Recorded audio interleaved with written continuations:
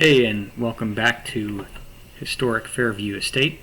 My name's Adam, and I thought for this video we would start out a little bit different. What I would like to do is show you guys what we've been looking at on our blueprints that are from 1908. As you might be able to see right here, those are the dates that certain drafts were done on these blueprints. So what we've been focusing on so far has been the pantry, the kitchen, which actually extends into this cold pantry and the men's room. And then we also did a small video on the breakfast room, which was the room where we ripped out all the carpet and the drapes and let in some more light. This video is going to be the deconstruction of the pantry.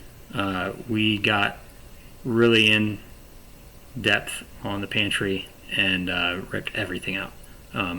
Enjoy the video, enjoy the time lapse, and thanks for watching. I don't remember what day of kitchen demo. Past few times we cleared out the kitchen like this. We haven't made any more progress in this part of the kitchen. What we did today was we're starting to check out the floor and subfloor of the cisterns, the kitchen and the butler's pantry. So we got into the cisterns, took a video of that. You'll see that. And then we focused a lot of our attention on the butler's pantry. So first, there was a door right here, a sliding door, that pocket door that sectioned off the butler's pantry. There's also a framed out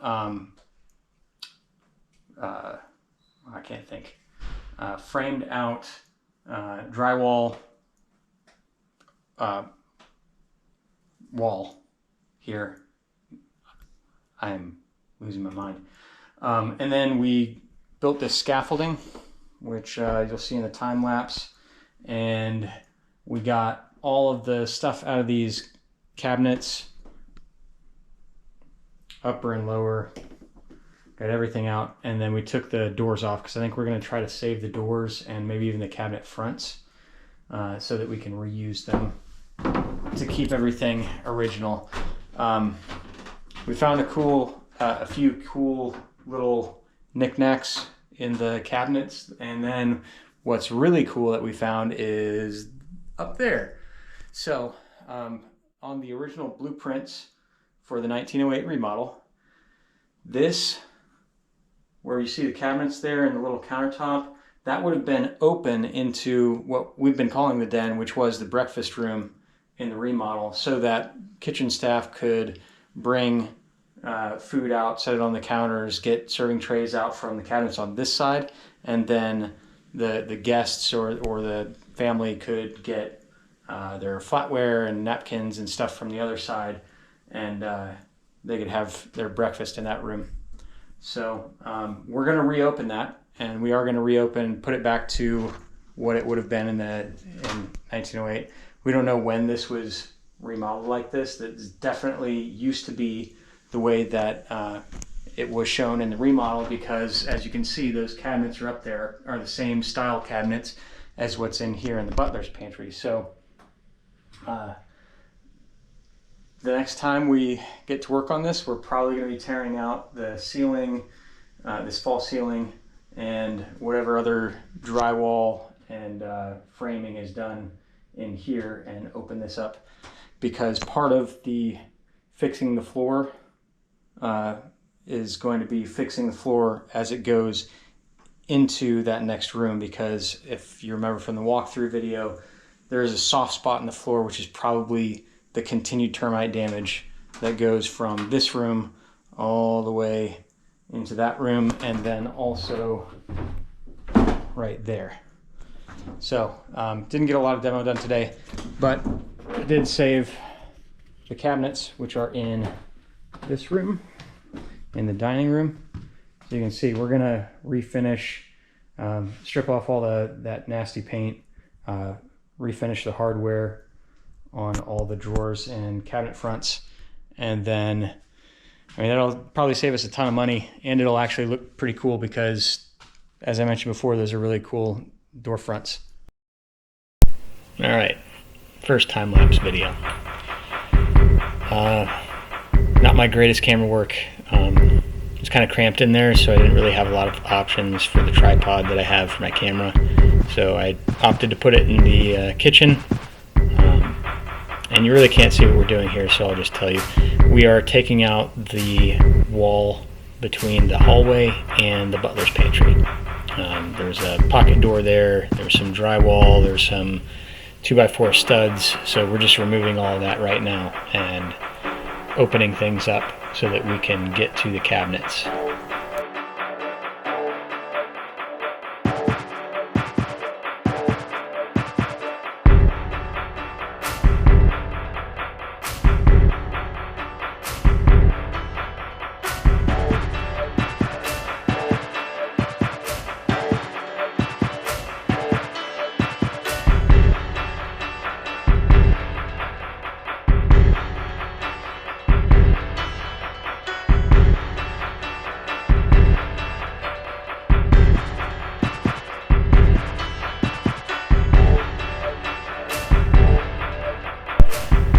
Right here we're discussing how we're actually going to get in there to work. So what we had done when we removed the stud walls from the kitchen, we had saved some of the 2x4s so that we could build some scaffolding. So you would have seen in the video before that we were working on top of scaffolding. This is just us constructing the scaffolding and getting ready to hang it over the window so that we can work in that butler's pantry.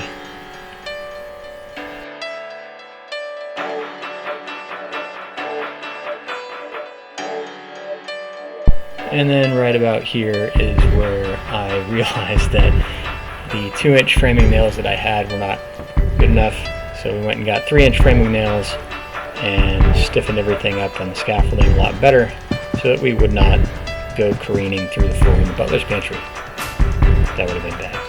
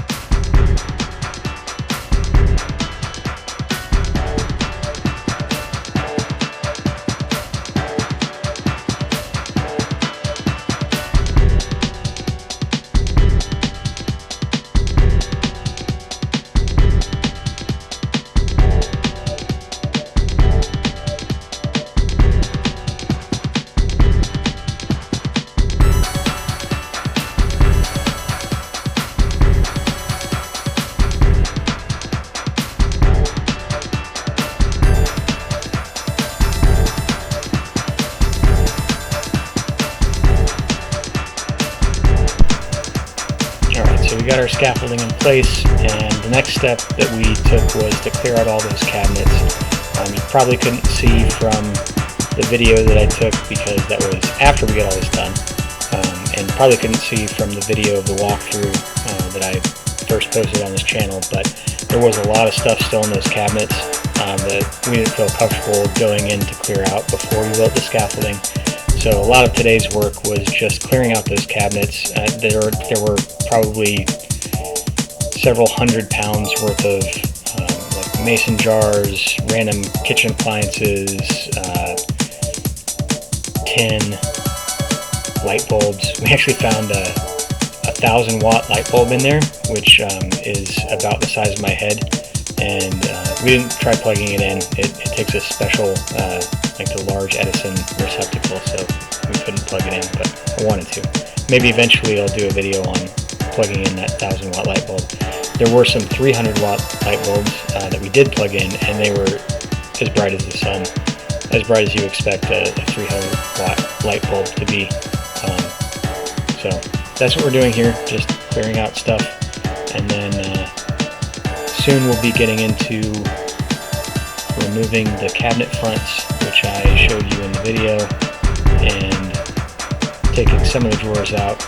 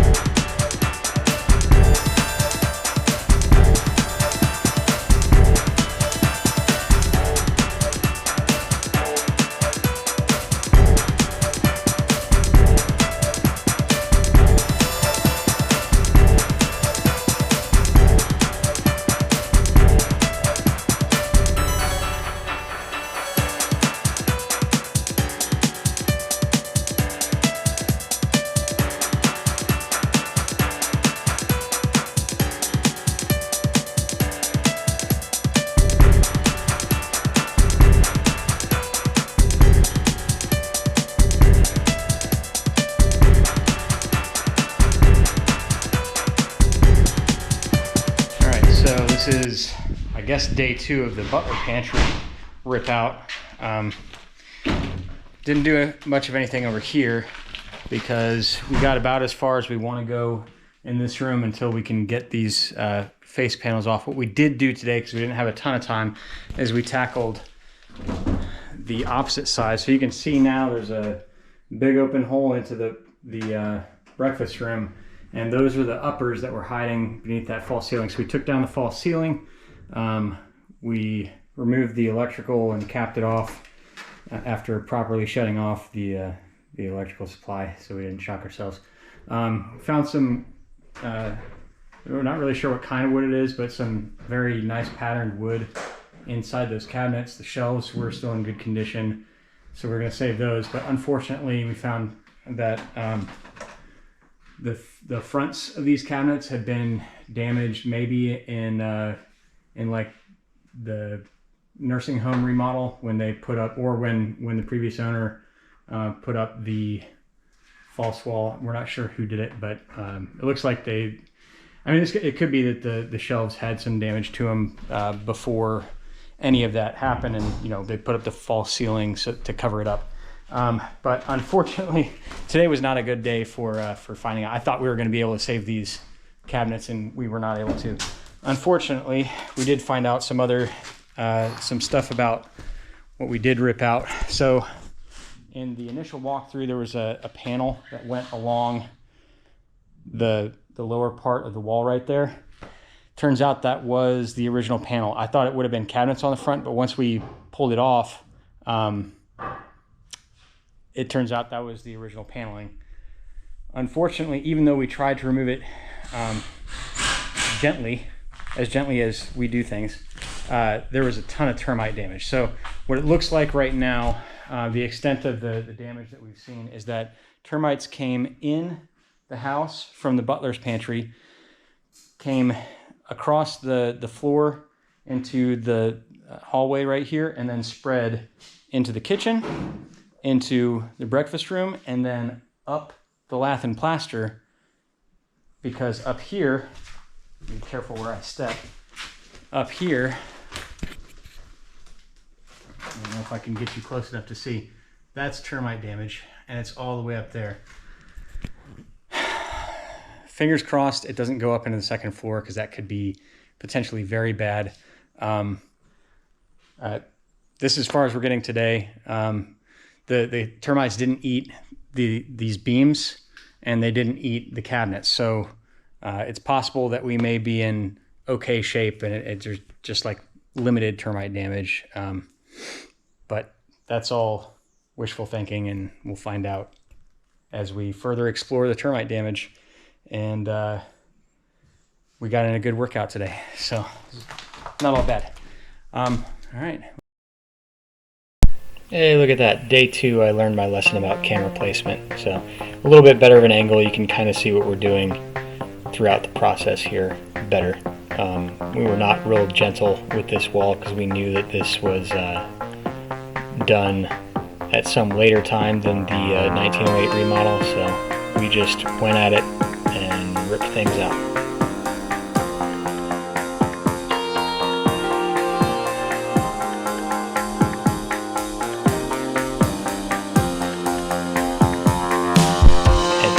moment we realized two things. First, that panel that we just knocked down was the original front panel from the 1908 remodel, and at the same time that it was damaged by termites, so we couldn't keep it. Really sad.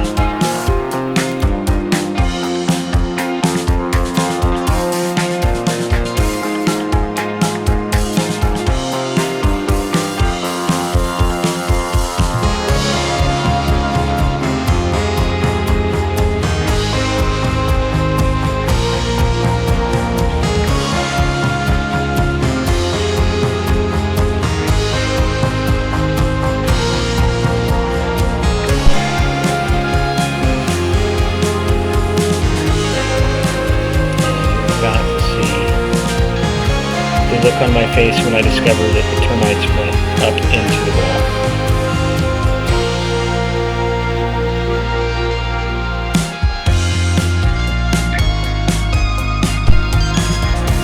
You can just make up your own dialogue for this, but I don't know why I kept this in.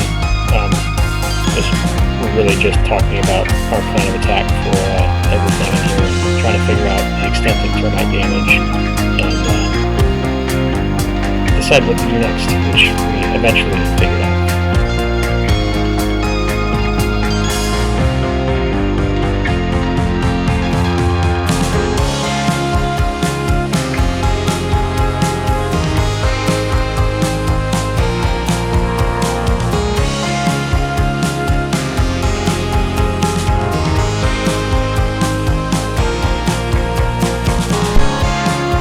Cleanup time.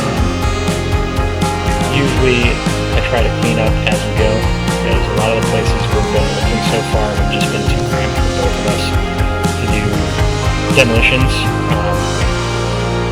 But every once in a while when we can both work, we end up accumulating a pretty decent sized pile of trash that then we have to clean out at the end of the day.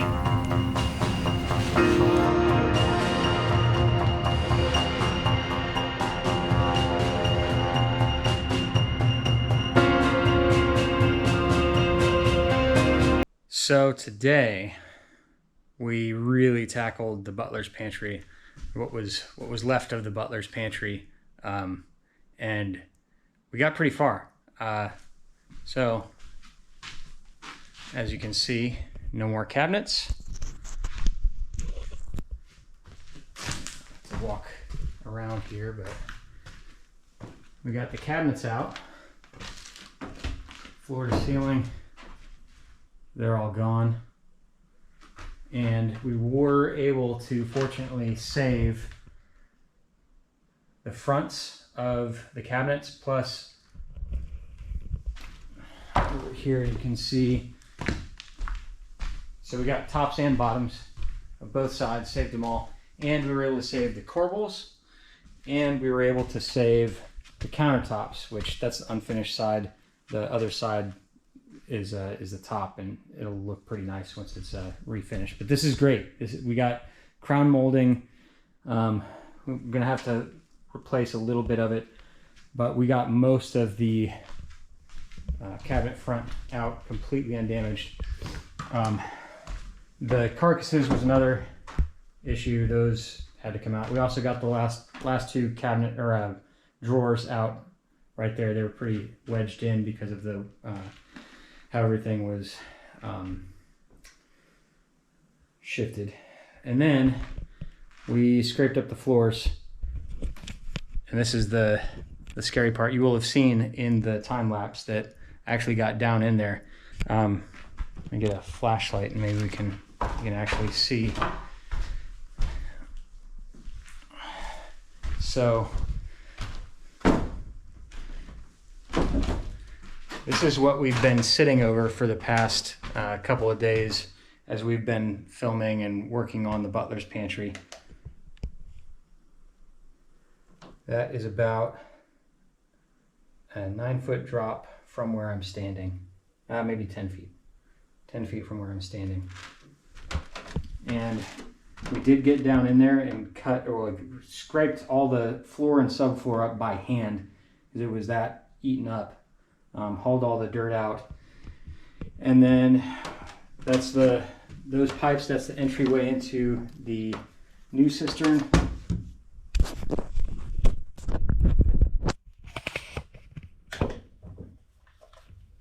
Which you might be able to see the window there. And then we cut the joists back. You can see these joists. We got a really long sawzall blade and cut those back. Interesting about these joists, they are not pine. We do not know what kind of wood they are yet, but the parts that we cut off were a little bit too chewed up by termite damage to really get any good lumber out of, but the rest of it is probably another 6 feet of joist that is not damaged and looks pretty solid from underneath. We might have some decent wood and we don't know what it is. I thought maybe it was oak at first, but it doesn't smell like oak when we cut it. It also doesn't smell like pine when we cut it, so we don't know what it is. Oh, not walnut. Walnut's another one that smells when you cut it. Not cedar. Obviously, cedar wouldn't make a good joist. But yeah, that's it. I mean, we got a lot done today and really cleared out a ton from this. This was a big step getting into the floors and opening that stuff up. All right, enough about smelly woods. Enjoy watching us meticulously remove everything from this room.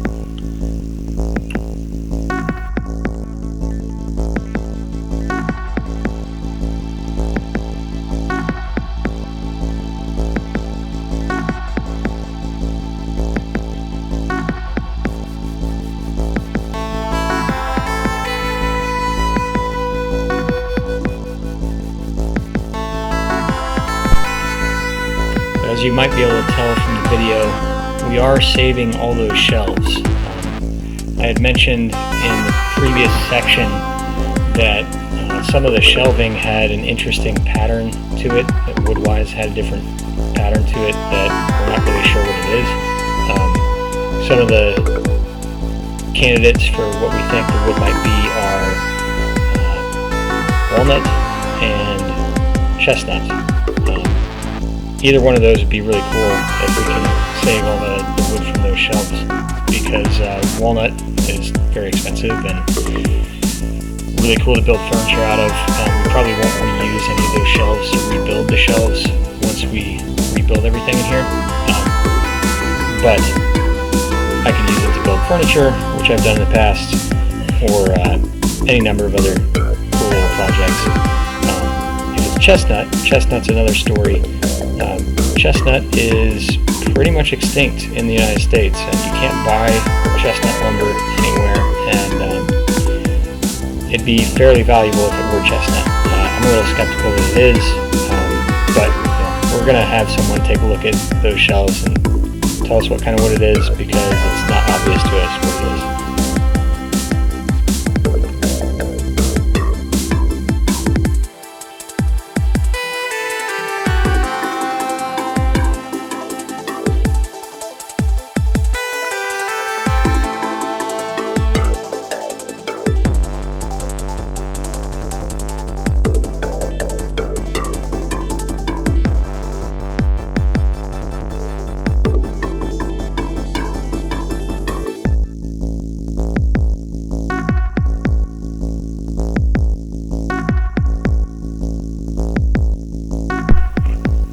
This is where my cinematic skills really shine, or lack thereof, because we're working on the floor and you really can't tell.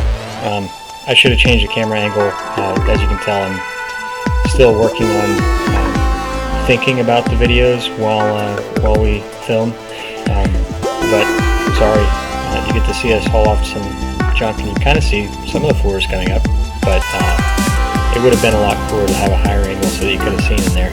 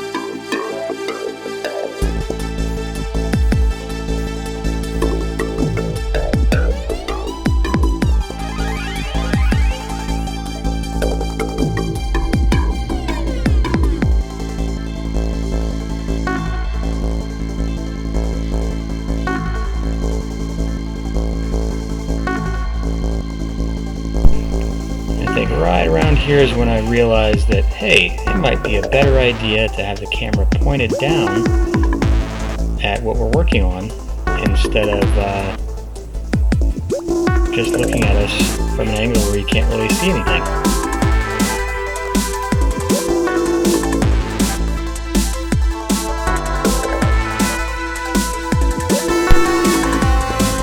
And then of course, because I'm a professional, I set the camera up so that I still couldn't see anything because that scaffolding's blocking everything. I could have put the camera down in the cistern and you would have been able to see everything that I was doing, but yeah.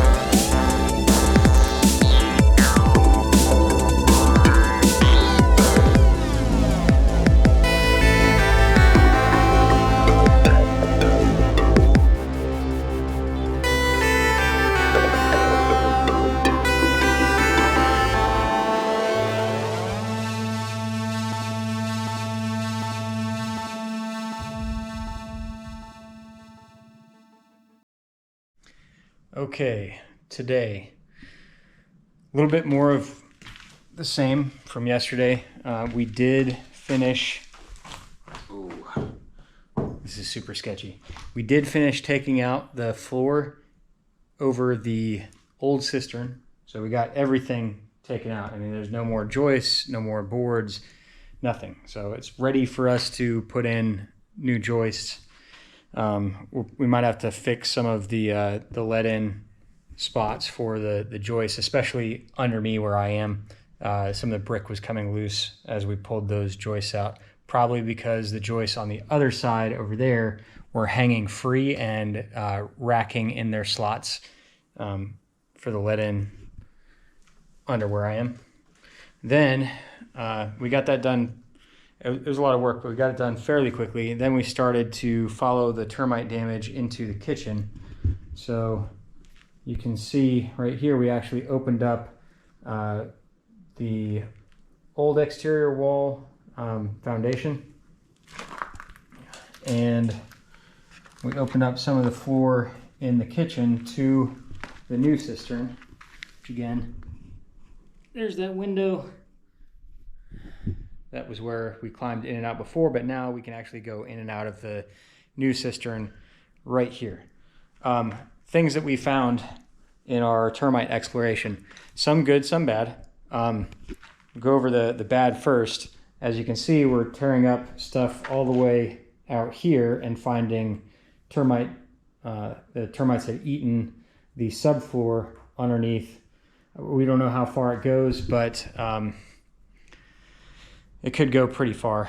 And the reason we wouldn't know is that it looks like the subfloors were eaten up pretty bad, but the joists were not eaten up nearly as bad. And what it looks like is that a lot of the floor, especially right here,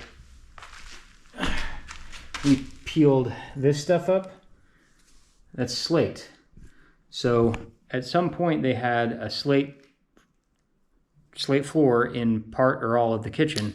And we haven't really discovered the extent of that.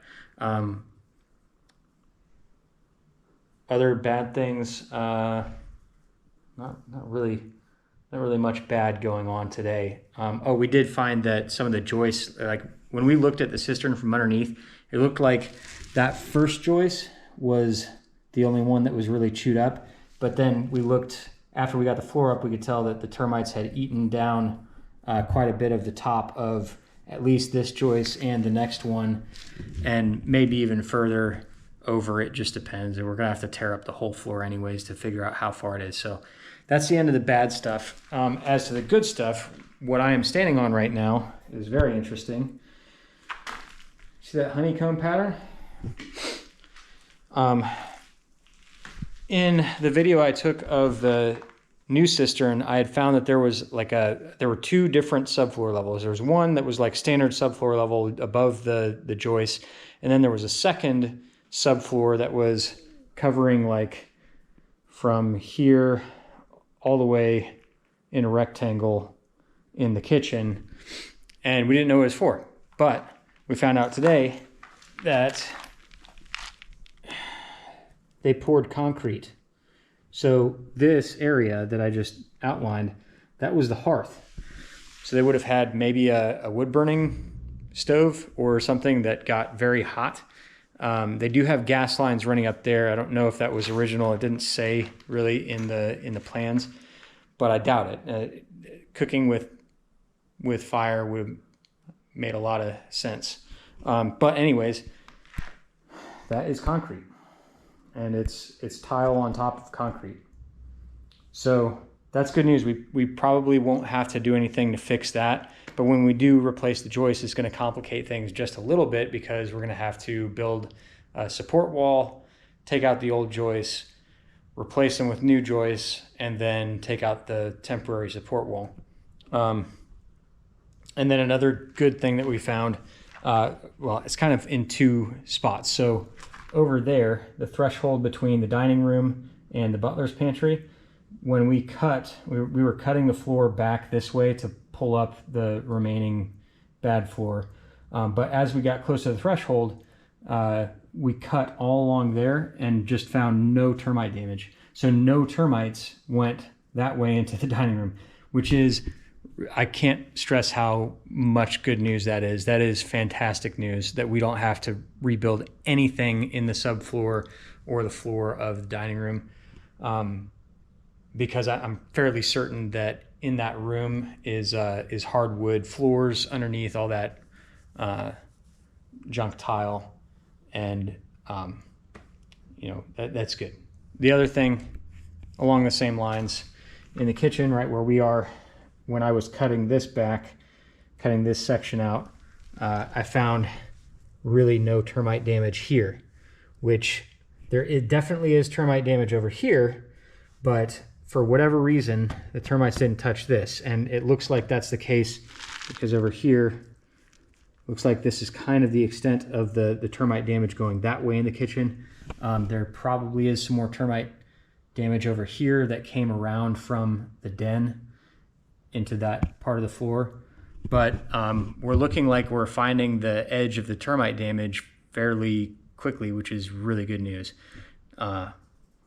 And that's all we found for today. We really didn't get too terribly far because this was a lot of work to do, a lot of hauling stuff out, and we had a few other interruptions during the day.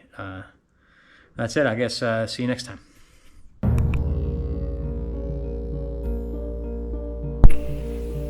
So, let's talk about my camera placement.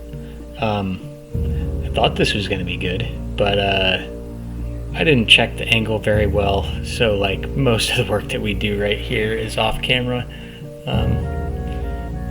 Sorry. I'll try to be a little better about my placement in the future. Still learning the equipment. I think I'm getting better, but still don't always think about the angles of the camera and everything, because I really don't take a lot of pictures or videos of anything. This is the most that I've videoed my life, period.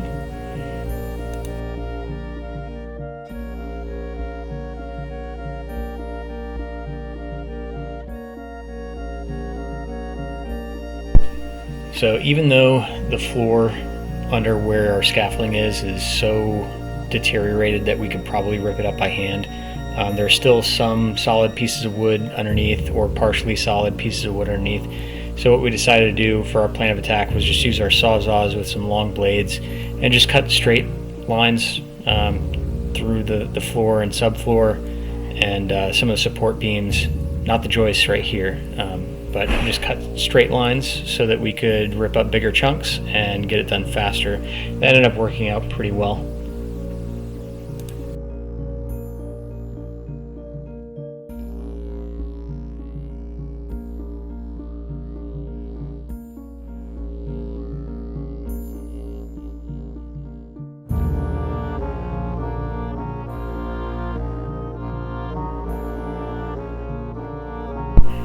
And there goes the first joist that we completely cut out. You'll start to see a few more of them. I think there were 5 joists in total in this room, which probably is just fine. Once we rebuild it, we probably won't need to add any more than just those 5 joists, because they're spaced about 16 inches on center.